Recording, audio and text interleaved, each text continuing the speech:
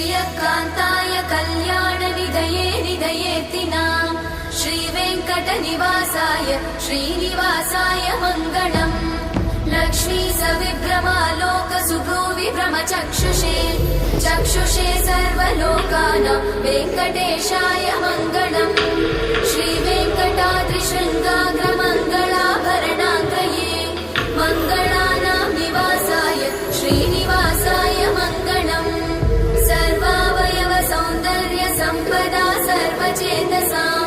सदा सम्मोहनायास्तु वेङ्कटेशाय मङ्गलम् नित्याय निरवध्याय सत्यानन्दचिदात्मने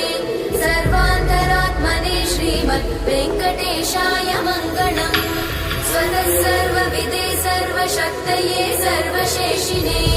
सुलभाय सुशीलाय वेङ्कटेशाय मङ्गलम्।